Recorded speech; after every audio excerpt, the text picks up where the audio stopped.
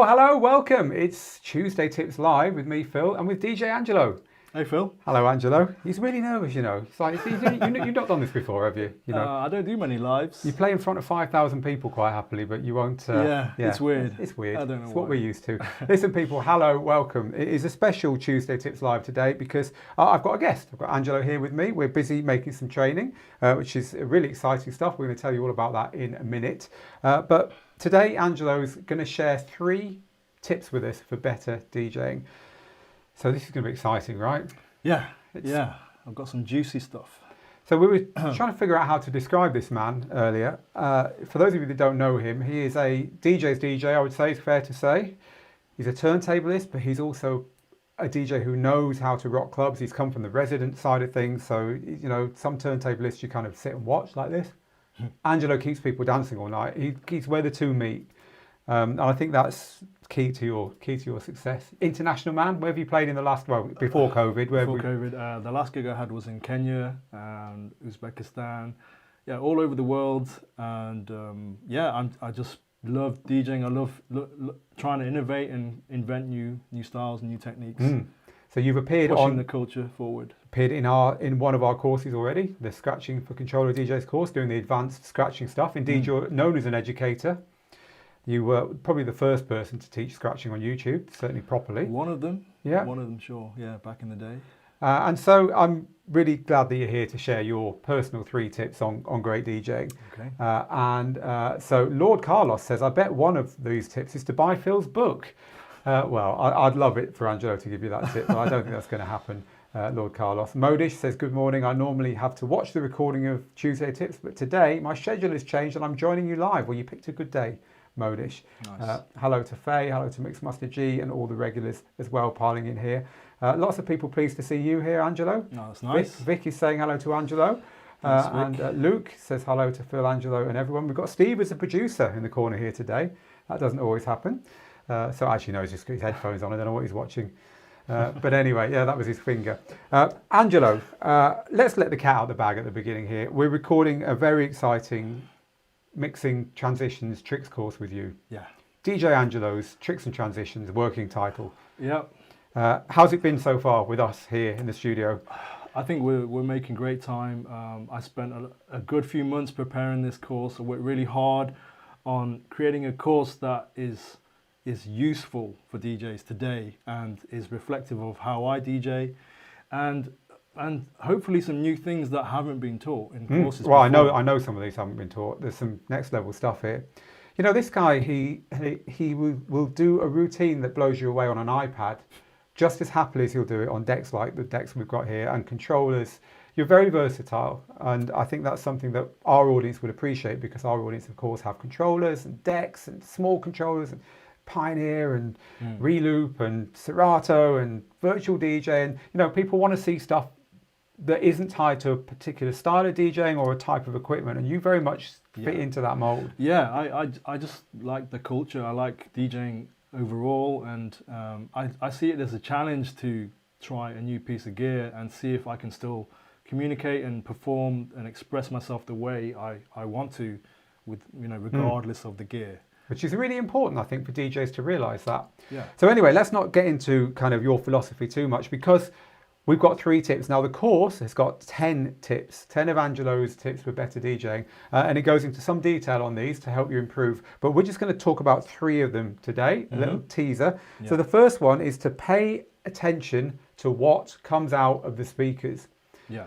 Now this seems self-evident to me, but what do you mean by this? Yeah, so it sounds obvious, right? You know, obviously when we're DJing, we're monitoring our music through speakers and the crowd are hearing what we're playing. But this is about, and this is something I see a lot with DJs, especially DJs who are trying to perform some tricks or show their skills when they're DJing. Quite often those guys or girls become disconnected to what the crowd, the audience are hearing. And it's quite easy, and I'm guilty of this. I have been guilty of this in the past. I'm trying not to these days, but sometimes when you're so focused on pulling something off or doing something difficult or technical, you can completely just zone out and not really realize how you're sounding to other people. And quite often you can be sounding terrible but in your head, you're nailing everything. And So yeah. is this kind of like audio levels, or is it like just not understanding the music they want? You know, you've gone off too much in one direction, and they want something else. It's everything. It's everything. Like, you have to make sure what is coming out of the speakers is sounding good. Number one, regardless of what you're trying to do that's cool or clever or fancy or impressive, like, make sure the stream of music you're providing sounds good. So this is about entertainment as Yeah. much as there's no point trying to educate or trying to make yourself look good if you're not entertaining the audience. Is this Yeah. part of this one? For sure. And, you know, I'm sure all of you have seen moments where a DJ is getting busy and, you know, they're feeling themselves, but the crowd aren't. And, We have all seen you know, that, haven't we? that happens. Yeah. Yeah, all the time. Yeah, the magic happens where the crowd and the DJ overlap, doesn't it? Sure. So I love that. Number one, pay attention to what comes out the speakers. By the way, if you have a question for Angelo about any of this, about anything you hear today, then please ask away. We've got the questions here. We can pull them up on the screen. So we will answer a few of those in a minute. If you've just joined us, then this is our Tuesday Tips Live. I've got DJ Angelo with me here. He's sharing his 3 tips for better DJing. And we've announced that we're in the middle of making DJ Angelo's Tricks and Transitions, a brand new digital DJ tips course, which will be coming a little bit later on this year, which is why we're lucky enough to have him here in the studio with us at the moment. So that's what's going on, people. By the way, hello to everyone, wherever you're watching, YouTube, Mixcloud Live, Twitch, Facebook, wherever you are with us today. We've got a lot of time for you, and thank you for being here. Right, next one. So this is your 3 tips. Number 2. Music is to be, I love this one, Angelo. Music is to be played with, not just played. Yeah. Music is to be played with, not just played. Talk about this one. Yeah, and I've lived by this one since day one. When I first started DJing, of course, I started at the beginning, learning how to beat match, you know, learning how to play records and what functions are on the mixer and stuff. But I always had the vision to not just sit back and let records play until it was time to play the next one. I always wanted to do more with the music. You know, as a fan of music, I wanted to get closer and have a closer relationship with music. And with all the digital technology we have at our fingertips, it's kind of, you know, it's a no-brainer. It's like we have all these tools that allow us to play music differently, to manipulate it in so many ways, and, you know, to put more of an individual stamp on your DJ sets. I think, you know, it's a shame if people aren't taking advantage of what is possible. It's moved on so much, hasn't it? Oh yeah, we've got a Pioneer DJ MS11 here in front of us. You know, it's running computer software. It's got 16 different things you can do on the pads. It's got all these effects, hardware effects, software effects, touch screens. And key shifting. And there's so little excuse for not learning these things. But I think it's important to bear in mind rule number 1, which is be aware what comes out the speakers. You know, this is the trick, isn't it? To do stuff which complements the music. Yeah, it doesn't... on the flip side, just because you can doesn't mean you should. So, you know, you still have to have taste and have a discerning approach to how you perform.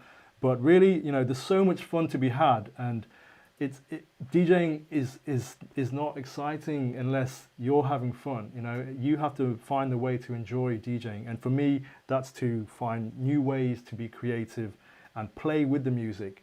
And for me, that's not just playing A to B in a linear sense. I love to just, you know, get my hands on the music, touch the sounds, shape the sounds, play them differently, surprise the audience.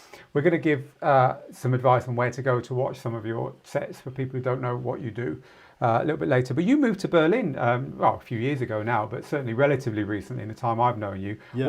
Is it creative in Berlin? What's it like there? You know, living in England was great, and since I moved to Berlin, I kind of feel a little more at home, and I feel more creative in Berlin. I think Berlin is a city of just open-minded people, and a lot of artists live there. So I feel I'm in a good creative space right now, and have been for the past few years. I've been living there, and and I hope that's been reflected in the videos and content I've been putting out. I did love your iPad video that you did for Algorithm. That was next level. So it's one to go and look out. His next level iPad stuff. Oh, right. So we're sharing 3 tips from Angelo here for better DJing. And the third tip is, again, you know, these are all 10 tips that you picked are good, and they're all in the course, DJ Angelo's Tricks and Transitions, which is coming a little bit later this year from Digital DJ Tips, which is why he's with me today. But the third one I particularly loved. Ideas are more important than skills. Ideas are more important than skills. Yeah. Tell me about this. Well, nobody really says it, but I believe in this one so much, and this is coming from someone who puts so much stock into skill level. I mean, you're a perfectionist. I really, you know, I train hard on my skills. I love and appreciate DJs with skills, but I believe skills on their own are not that valuable. They're not worth that much without good ideas to back those skills up, to apply those skills to. So for me, if I had a sliding scale with ideas and skill on either side, I'd always put the slider more towards ideas, because ideas is where, you know, it's the genesis of some of the best performances DJs make. And even if you don't possess the skills to carry out the ideas you have, you can just kind of build them as you go. But you can't really do it the other way around. You know, if you're really great at scratching, that doesn't mean you're gonna find great, you know, word plays and tone play transitions. So it really is about spending more time on thinking of new ideas, way to play music differently, way to play music that everyone else plays differently. You know, sometimes there's so many untouched ideas, you know, hiding in plain sight with music funny you should say that, because we're not going to let the cat out the bag, or the pig bag out. We've got 2 great tracks here that Angelo we've been filming just before we went live here with Tuesday Tips Live, and these were 2 tracks which weren't new. They've been in public view for a long time, and what he's done with them is incredible, and it's one of the transitions that we teach in the forthcoming course. So I guess the point here is that there's lots of stuff there, you know, that hasn't all been done by any means. Yeah, but in the course, throughout the course, I'm using a lot of music that you all know and maybe haven't heard played that way. So yeah, ideas, for me, it's the most important thing. So this is basically the 3 tips that Angelo wanted to share. Pay attention to what comes out the speakers. Music is to be played with, not just played. Yeah. And ideas kind of trump techniques. You know, if you can get the ideas first, you can work on the techniques, you can work on perfecting them. I want to spend maybe the last 10 or 15 minutes of this live just talking to the audience, just sharing some questions. I know they're going to have questions for you, because we're a talkative, friendly bunch here. Yeah, hit me. And the first question is from Jin, who says, how do you find good tone play and wordplay transitions? Right, the $1 million question. Well, okay, how do you find them? I guess this goes back to my advice about investing time in ideas. And for me, I get asked this question all the time. How are you so creative? Where do you get these ideas from? And really, I think it begins with knowing a lot of music, storing a lot of music, and ideas are generated from the music that's in your brain. Collecting acapellas, listening to a lot of music, paying attention to lyrics, paying attention to melodies. Watching other DJs can also help, but I think it all starts with ideas. Without good ideas, you won't come up with the tone plays and the word plays. Do you get them in the middle of the night? Do you get them in the middle of watching a movie or something? Do you suddenly think? I get them all the time. I can't listen to music like a normal person. I'm forever cursed, and I think a lot of DJs are. And you know, I can be in a supermarket and I hear something on the speakers, and I hear a phrase that I've heard in another song, and I think, I can't wait to get home and see if those two would work together. But they come all the time, and sometimes they don't come at all. This isn't a given that I always have ideas. It's just, I think that the skill, the practice of generating ideas is a skill as well. It's not just about technical stuff. Like, so generating ideas is a skill. So you can work on generating ideas. And again, this is something we talk about a lot in the introduction modules of this course before we get onto the skills, you know, where to find this stuff. So a few people just giving you a shout out here. DJ Rocky says, hello Angelo, I'm watching from Ghana. Oh, nice. So hello DJ Rocky in Ghana. DJ Batuda says, can't you just give away some turntables? They're taking these back. There you go. Come and get them. They've already asked once. We're only halfway through filming. Stu is talking about point number 1. Pay attention to what comes out the speakers. Stu says, brilliant advice. It's all about the crowd. It's so easy to get it wrong. So true. So Roland is just wishing you a happy DJ's Day. Oh, thanks, Roland. Same to you. Sean says it's a two-way street. The crowd feeds off the DJ, and the DJ feeds off the crowd. Yeah, since day one, that's the DJ's job, right? That's the role we play. Jin says that iPad video you did was insane. Thanks, Jin. So there we go. Wasn't easy. Mick says there's a lot for me to learn. I've been DJing for 15 years. I use 2 1210s and a Gemini Rain mixer. That's it. I'm learning all the new knobs and pads. Thank you, Digital DJ Tits, for helping me. So there we go. Someone who's on the right path there. Yeah, awesome. Charlie? Ideas are it. Skills you can build. Yeah. Charlie's on your wavelength. Lots of people asking about tone play transitions. You're right, Charlie. Yeah. So Michael says, I got a question for you. Do you know any good nicknames for DJs? Michael's obviously struggling to find a name for himself. Well, Michael, I think names, they come to you, don't they? They come to you. I mean, mine's not very creative, I took my first name, but a lot of DJs I know were given their names. So that could be a good way to get yours. AC1 Music says, I'm not calling myself DJ Angelo in respect of you. Greetings from another Angelo from Amsterdam. Nice. So there we go. Sourceman is just starting his or her journey, I guess his journey. So that's cool. Good on you, Sourceman. Mixmaster G, do you store your combinations in crates to make them easy to remember, or are they all from your head? So this is about playlisting, I guess. How do you do that? I got to be honest.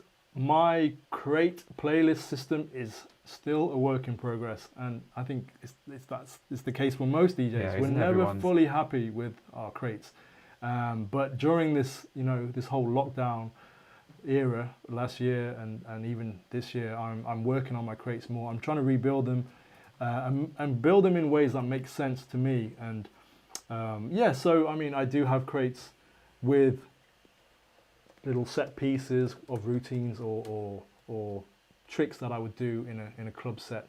But yeah, I organize my music by genre. I also label every track that I put into my Serato. I label keywords such as the genre. I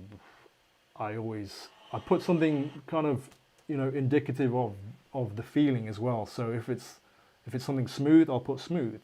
Yeah, so your column, you've got a column with lots of you have in capitals, lots of individual words. Yeah. And I guess that makes it easy to do a search, because then all those tracks exactly. pop so if up. I need something for the ladies, if there's only guys dancing, I can type in ladies, and I've got because I put the word ladies into my comments for the tracks, they'll all show up. So little systems that help you. You're a Serato DJ, of course. I think some record box DJs will be watching this thinking, we've got tags. But really, it's good that you have. And, I guess Serato users would wish they had too. But we do. Look, to put it somewhere, your search will find it, I guess. Yeah, and your system doesn't have to make sense to anyone. It's really up to you. It's your workflow. And mine may look like a complete mess to a lot of people. Right, here's another good one. This is from Everyone is Asleep. Everyone is Sleep. Do you do less scratching at casual events? I guess this means clubs as opposed to or bars and lounges. What was the sleeping part? I don't know that bit. I don't know. Do I do less scratching at casual events? Yeah. Just because I can scratch and I love scratching doesn't mean I do it every time I DJ. Believe it or not, I post a lot of videos of me showing that I can scratch because I know that they're more interesting to watch than just a DJ blending songs together. So I give the impression that I scratch all the time, but of course, I came from a beat matching world first, and you were a club DJing before you were scratching. Yeah, I came up, the same way most DJs do, and the turntablism side of things was just an extension of me leveling up my skills as a DJ. Elvis, DJ Angelo is one of my favourites to watch. Everyone is Sleep Too, which has got to be the weirdest name of the day. Well done. Says, you're the reason I bought a Reloop Buddy. I'm doing crazy remixes and mashups now. Nice. They're a lot of fun. Here's a question. I'm going to throw this one at you. Okay. Which you might not want to or be able to answer, but I'm going to throw it at you anyway. Oh, God, okay. Vic says, "Hi Angelo, how different is your style from Laidback Luke and James Hype as a digital DJ tips course?" I don't know. I'm throwing is it it for at me you. to answer? Yeah, you can answer. Yeah, what makes you different from? Okay.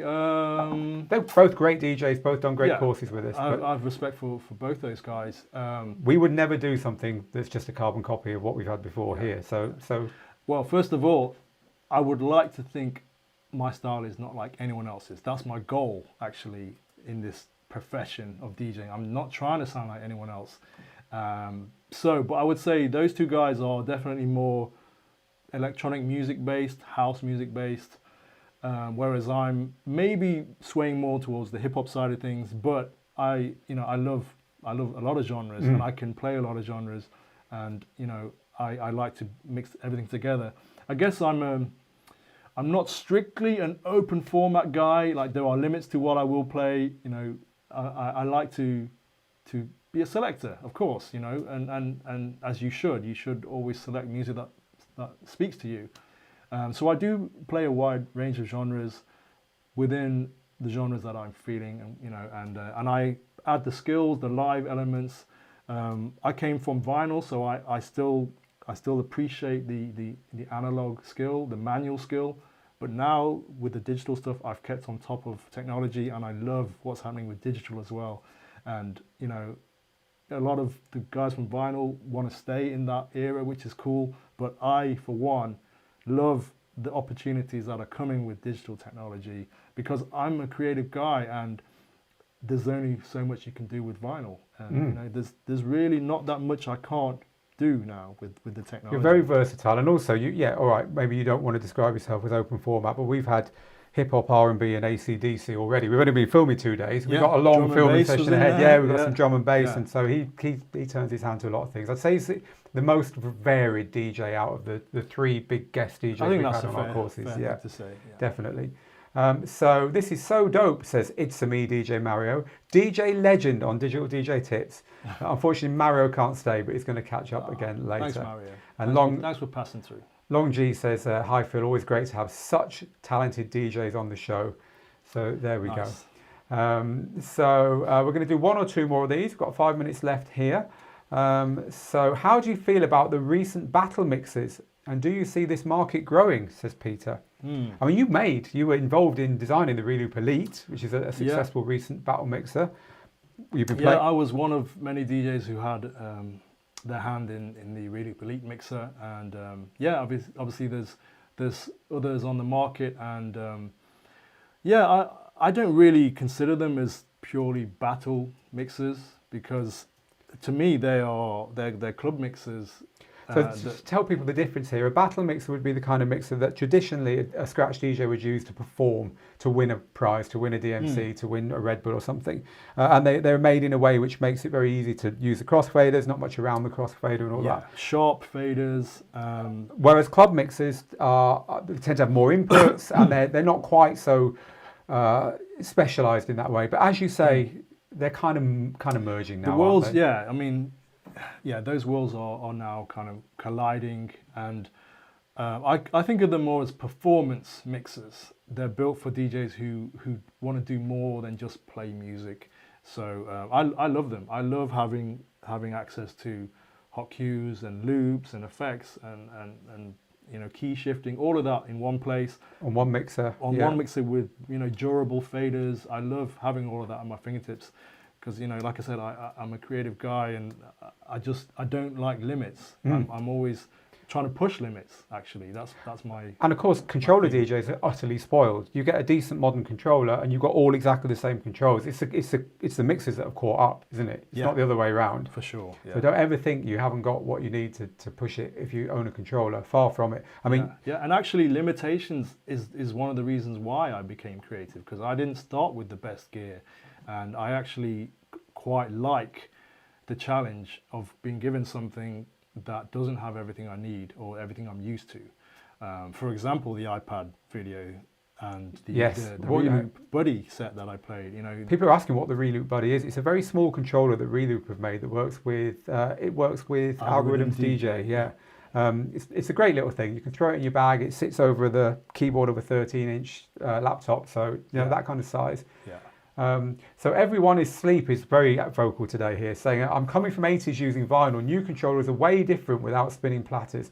They are, of course they are. But you can still do all the stuff on them, right? Yeah, they are different. Let's not get that confused. They're not the same thing, but that doesn't mean you can't do the same thing or achieve the same thing with either. It's like a bicycle can get you from A to B as well as a car can. It's kind of that argument, and you don't have to use digital. No one is stopping anyone from DJing the way they want, even if there appear to be a lot of gatekeepers out there who are pushing their opinion on each other. Just DJ the way you want. That's it really. Don't worry about anyone else. Jake says DJ Angelo is the Michael Jordan of scratch instructors. Thanks, man. So there we go. Thank you, Jake. So Lou says, DJ Angelo, since you're really into digital DJing, what do you think about the sync button and some of your routines? Sync, talk about sync. Man, it's a funny one because I have no opinion about the sync button. It's a feature that comes on a mixer or a controller the same way as a filter does, the same way as an echo does. You can use it or you don't have to use it. And just because I use it doesn't mean I don't know how to mix or haven't been mixing for 25 years. We need to change this stigma. It's just getting a little ridiculous that we are still talking about this. It's a feature on gear that is optional. And yeah, maybe there are DJs who are using it and they can't mix manually, but so what? So what? Let them do that. Rule number one. I'm not here to tell anyone how to DJ, or I'm not the gatekeeper of DJing. If they want to do that, they should do that. But they also may be, slowing down their progress by taking shortcuts. Look, pay attention to what comes out the speakers. Play with your music, have fun, all this stuff, have good ideas. The technical stuff can always catch up. You can always learn. And I don't think it means that you shouldn't learn just because you've got these tools. I mean, we always advocate people learning everything. You want to learn to use all kinds of gear, all kinds of software, all kinds of features, turned on, turned off. A lot of the techniques I do can't be done without sync. I mix in both ways. You try moving from 130 to 110 BPM in 15 seconds with 2 tracks beat mix without using sync. It's just, it's ridiculous. And that was a limitation before. So, like I said, I hate limitations. This course, says Mel, is going to be next level. King Angelo. Charbel, when I met... you're not wrong, Mel. You're not wrong. Charbel, when I met Angelo in Lebanon, he directly became a role model for me. Nice one. Thanks, Charbel. Someone over on Facebook. One of my DJ inspirations right here. They're talking about me again, Angelo. They always do it. Sorry, my bad. DJ Angelo is the man. Phil, you're the people's champ. So there you go. You're the man. I'm the people's champ. I thought you were the people's gramp. Oh, no, come on. So DJ Angelo Superhero, says Roman. I'm learning from your videos from DJ Roman in Slovakia. Loads and loads of people just giving you big ups here. Angelo, I'm just going to pull one or two more up because we've reached the end of our time. And then I'm going to tell people where they can find out more about you. And just if you tuned in recently, Angelo's with us because we're filming a new course, DJ Angelo's Tricks and Transitions. It's going to be unlike any other course we've ever made. We're very excited about it. We just started. I've got a lot more filming to do, but already we've had a lot of fun, and already we're completely convinced we're onto an absolute winner here. Oh yeah. Not that we weren't before. AMZ, you don't have to answer AMZ. I'm coming from the 70s. Can I mix with a twin tape deck? Do you remember those twin tape decks? I'm all for it. I'd love to see that, actually. And you commented on Simon's video on Instagram, apparently. So well done for doing that, Angelo. What's up? So Charlie's talking about sync. Yes, it's a feature. Yes, it's on gear. So it's optional, guys. It's optional. There you go. Robbie's agreeing with you. Best philosophy. What works for you? No rules. Yeah. And you're dropping the truth bombs, apparently. That's what I do. So one more question. So this is going to be the last question. Everyone who's asked stuff that we haven't answered, the team will try and get to you and help you with anything you're asking. And remember, you can come back on Thursday at the same time for Thursday Q&A live. I might just drag him into that as well, but he hasn't agreed to that yet, so we'll see. So this is from AB. Final question. Okay. AB says, what's your secret when you got to DJ the second slot to get the right vibe, especially after the last DJ was playing a heavy set? and a sound which you're not liking at all, how would you continue the journey once the previous DJ's finished? So this is a bad warm-up DJ, or the kind of event where there's no say over who's playing in what order. How do you deal with that? I've been in that situation so many times. I've had to take over from people playing hardcore, 140 BPM EDM trap, festival trap, and that's not how I normally start my sets. So in those cases, you just have to do what's right for the crowd, but also like set yourself up so that you have somewhere to go. So what I normally do is try to meet the end of their set somehow, and then strip it back down in a comfortable way that doesn't completely kill the energy, but gives me enough, headroom to take energy up again. So you have to get to a point where you've got something that you can build into. It's no. Yeah. So the trap is to take it, take it to the point where you're playing as energetic as you would play. So now you've got nowhere left to go. So you've got to take the risk and get it lower, even if it takes a couple of tracks to do it or whatever. And if the crowd are enjoying what the previous person was playing, you may have to stay there a little longer, because the last thing you want is to take that away from them if they're in their element. So this is DJing 101, reading the crowd, seeing whether they need a break. And quite often, if the first DJ is going hard, they might be just about ready for a break. Yeah, but that's a big thing in DJing, isn't it? People think play big records and you'll fill dance floors, but it has a time span. There's a point where the dance floor needs a breather, needs a rest. Absolutely. Your DJ sets can't go like this. There's a point where it's got to come down again. Okay, well, listen, people. There's a course coming, DJ Angelo's Tricks and Transitions. We're just at the start of filming it here in the Digital DJ Tip Studios now. It's been a lot of fun already. Angelo's very graciously come on here to tell the world it's coming, but also to answer your questions. Yeah. I'm going to share with people where they can find out more about you. So the best place to go is probably to your YouTube channel, right? Sure, yeah. My YouTube is where I hang out. And on the YouTube channel, where would you recommend we send people in order to find some performances? Well, I guess if you want a cross section of what I do, just watch the last 4 videos of mine.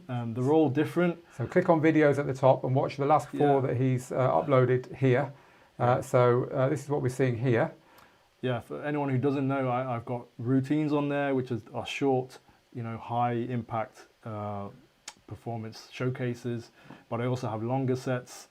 But yeah, you'll see there's a common thread in all of my stuff. I'm trying to push the boundaries in terms of creativity and where DJing hasn't gone yet. That's my thing right now. Awesome. Well, Angelo, thank you very much for joining us here today, and thank you for coming to film this course. We're very excited to bring it to you guys and girls. As I say, it's going to be at some point a little bit later on this year that we get this course out to you, and loads of love coming for you here. I've got a lot of respect for you, says Ian. Such a great DJ, yet still humble and an absolute gent.